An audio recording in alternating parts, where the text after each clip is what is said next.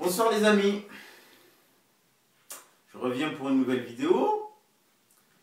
Alors aujourd'hui je voulais parler du mouvement Nu Debout qui se passe à la place République. C'est un mouvement qui a vu le jour d'abord pour lutter contre la loi travail qui, pour ceux qui l'ont écrite, voulait donner plus de flexibilité au patron pour qu'il puisse licencier quand l'entreprise rencontrait des difficultés. Et dans leur esprit, ça pouvait inciter au recrutement parce que un chef d'entreprise qui sait qu'il peut licencier quand le portefeuille ou le carnet de commandes diminue, eh ben, il aura un peu plus de facilité à embaucher parce qu'il sait qu'il peut s'en débarrasser si ça ne va pas. Mais bon, ça n'a pas abouti parce qu'il y a eu des manifestations comme ce mouvement pour lutter contre ce qu'ils appelaient l'insécurité du salarié. Voilà. Alors, le mouvement a continué. Ça fait quelques jours et quelques semaines qu'il est installé à la place de la République. Il brasse d'autres sujets aujourd'hui avec une envie de démocratie participative, de trouver des solutions, d'inventer une nouvelle société. Et je vous avoue que ça fait un peu mai 68. Et c'est d'ailleurs l'impression qu'on a quand on arrive à la place, à cette place-là. C'est-à-dire que vous avez des gens qui jouent aux cartes, d'autres qui dansent avec des tam-tams. Donc ça fait baba cool quoi. Ça fait bobo. Hein, ça fait un peu hippie.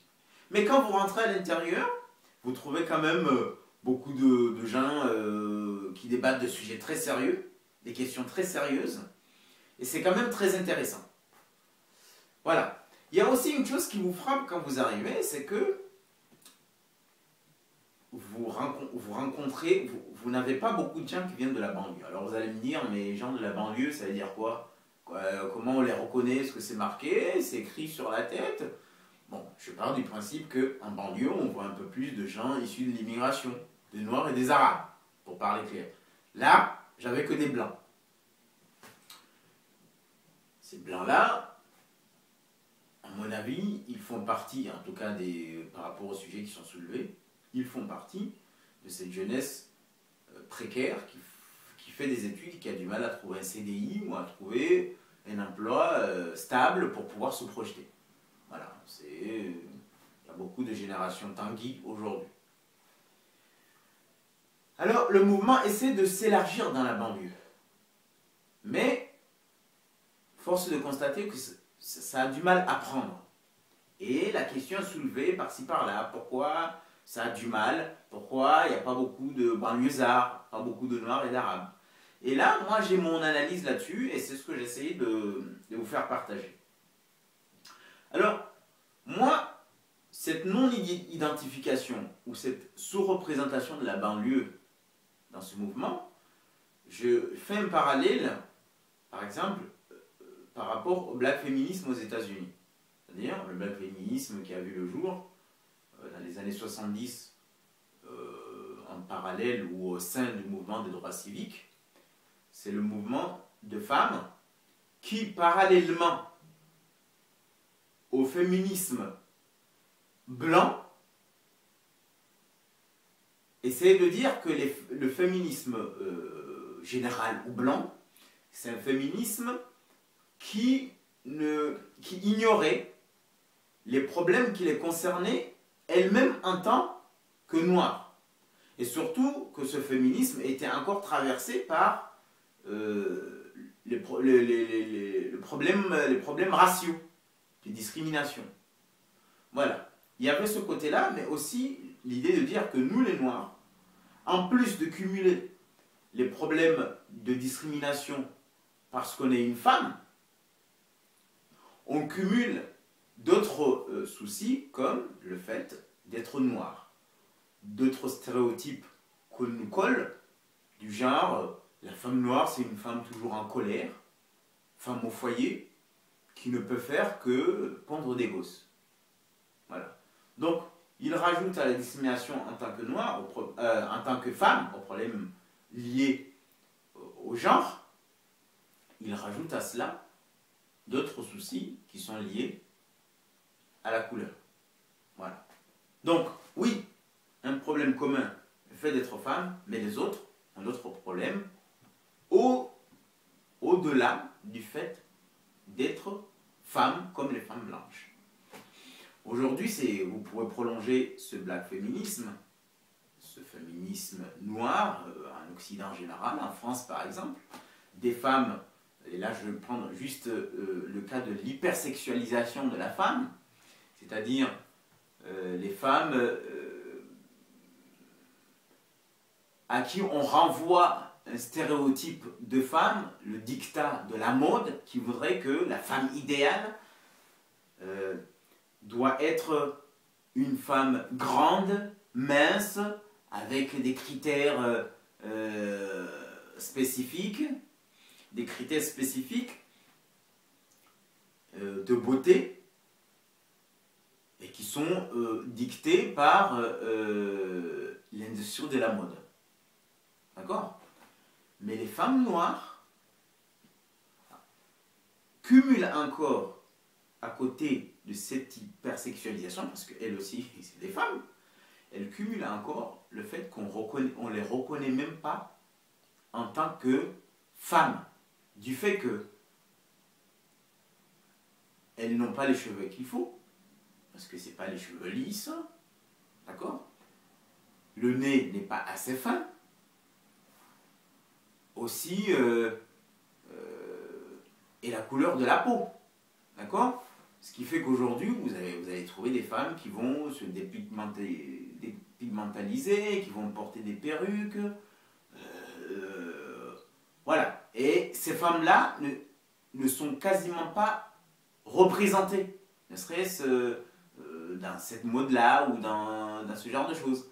Donc, il y a l'hypersexualisation de la femme en général, qui concerne aussi les femmes noires, mais les femmes noires vont cumuler d'autres problèmes, c'est-à-dire le fait que les critères qui sont spécifiques, par exemple, à la femme noire, son nez qui n'est pas fin, ses cheveux, font qu'on ne lui accorde même pas cette place de femme, déjà.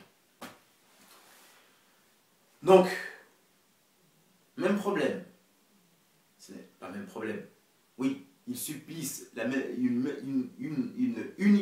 une discrimination liée au genre, mais les femmes noires cumulent d'autres discriminations. Et je vais encore prendre un exemple, et là je parle à mes compatriotes des îles Comores. Il y a eu un mouvement aux Comores qui s'appelle Majina Munji, un autre qui s'appelle Adrekini. Majina Munji, eau, électricité. C'est un archipel qui subit des délestages électriques tous les jours. L'eau est tout le temps coupée. Donc, il y a des gens qui ont pris l'initiative, et c'est à applaudir, de manifester contre ces délestages, ce manque d'eau, à Moroni, la capitale. Sauf que ils rencontrent, c'est pas une résistance, c'est-à-dire la participation de la part des gens venus des villages voisins et de la campagne qui vivent à Moroni est moindre. C'est-à-dire ces gens-là ne viennent pas la rejoindre. Et aussi, il y a des femmes qui ont manifesté, par exemple, dans le mouvement Adrekni, avec des jerrycans et des bidons jaunes qui symbolisaient le manque d'eau. Mais ils ont du mal à rassembler toute la population de Moroni. Bon, les causes, c'est d'abord, c'est une population qui est assez fataliste, mais il y a une autre cause. C'est que les gens qui sont au devant de ces mouvements-là, c'est des gens de Moroni. C'est des gens d'origine Moroni, d'origine moronienne. Parce qu'en fait, il faut contextualiser. Moroni, c'est pas comme Paris. Ici, personne ne viendrait revendiquer le fait qu'il est de Moroni, qu'il est de Paris. Paris, c'est la capitale de tout le monde. Mais à Moroni, il y a des gens qui pensent qu'ils sont des sous-chiens de Moroni. C'est vrai, il y a des sous-chiens de Moroni. Mais les Comores, en tout cas la Grande Île, c'est un pays villagiste. Chacun appartient à son village. Et, voilà. Et donc, ils ont l'impression que ce mouvement est un mouvement de Moroniens. D'accord? D'autant plus que les Moroniens ont cette étiquette de gens qui prennent les autres de haut. D'accord? Et il y a d'autres Moroniens qui ne sont pas vraiment de souche, mais des Moroniens par concept, c'est-à-dire une façon de se comporter. Les Comoriens appellent ça le zaraouisme. Hein, une façon de regarder de haut les autres. Une petite bourgeoisie qui vient, vous pouvez venir de villages lointains, mais c'est une certaine façon de se comporter, de voir, de prendre les autres de haut. Et donc, les villageois qui vivent en Moroni ont du mal à aller se rassembler, aller se joindre à eux pour manifester, alors que le problème les concerne. Il y a aussi les villageois qui se disent que vous luttez contre le délestage, mais nous, dans nos villages, on n'a même pas l'électricité, on l'a peut-être une fois tous les 2 semaines. L'eau, on n'a même pas le robinet, c'est des citernes. Donc c'est des problèmes, oui, on n'a pas d'eau, mais on rajoute à cela d'autres problèmes liés au délestage, mais qui sont encore plus compliqués. Ce qui fait que ces gens-là ne se reconnaissent pas dans ces mouvements. Ils se disent, bon, ok, mais vous ne parlez pas de ce qui nous concerne, nous aussi. Il faudrait déjà demander à ce qu'on ait un peu d'eau dans nos villages, qu'on ait la même fréquence de courant. Peut-être vous le dites, mais on ne l'entend pas très bien. Voyez-vous? Donc tout ça pour dire quoi? Pour dire que on peut avoir des personnes qui partagent les mêmes problèmes, mais à des proportions différentes et à des degrés différents. Et c'est ce qui se passe, à mon avis, ici, avec ce mouvement Nu Debout. C'est-à-dire les gens de la banlieue, ce sont des gens qui ont rencontré ces problèmes depuis longtemps. Le problème du chômage, le problème d'être parqué. D'accord? Des problèmes que commence à connaître la jeunesse française blanche.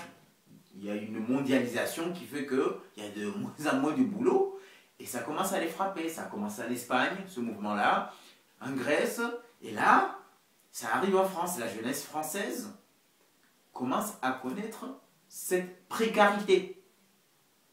Mais cette précarité, les gens de la banlieue la connaissaient depuis longtemps. Le chômage frappe la banlieue depuis longtemps et avec une proportion exponentielle. Et ils se disent, mais ça, on connaissait ça depuis longtemps. Et vous étiez où quand on criait, quand à chaque fois on manifeste contre ça, vous étiez où? Maintenant qu'avec la mondialisation, vous êtes touché par le même problème, vous commencez à occuper la place de la République. Oui, on partage peut-être le même problème, mais nous, on cumule. Et c'est là l'intérêt de la comparaison que j'ai faite avec le black féminisme et le mouvement contre l'électricité dans mon premier pays qui est les Comores. C'est que nous, en banlieue, on cumule d'autres discriminations comme on cumule d'autres problèmes, on cumule d'autres handicaps. Voilà, le fait d'être noir, d'être arabe, d'être banlieusard, d'accord? On a encore plus de problèmes à trouver un appartement, à trouver un travail que vous. Voilà. Et donc c'est peut-être pour cette raison que les gens de la banlieue ont du mal à s'identifier à ce mouvement-là. Alors, c'est pas pour leur donner raison, parce que moi, ma position, c'est que, je l'ai dit dans mon livre, et dans beaucoup de vidéos que j'ai essayé de faire, c'est que les gens issus de l'immigration ne doivent pas tout le temps attendre qu'on vienne les appeler. Il faudrait qu'ils aillent dans ces mouvements-là et qu'ils leur disent « Ok, d'accord, mais vous étiez où quand on a connu ça ?» Il faut qu'on mette sur table par rapport à tous les sujets qui sont débattus ici, il faut prendre au sérieux les problèmes de la discrimination, le racisme, lié à la race, le racisme, l'islamophobie. Hein? Il faut parler de tous ces sujets-là. Il ne faut pas juste s'arrêter à la précarité. Voilà, il faut parler sur ces autres sujets qui nous concernent, nous, parce qu'on est arabe ou parce qu'on est noir. Donc, voilà, parce que personne ne leur donnera ou ne nous donnera notre place. Hein. Il faut la prendre, notre place. Et cette place-là, il faut aller le prendre dans ce genre d'assemblée, dans ce genre d'endroit. Voilà ce que je voulais vous faire partager. Bonne soirée. Salut.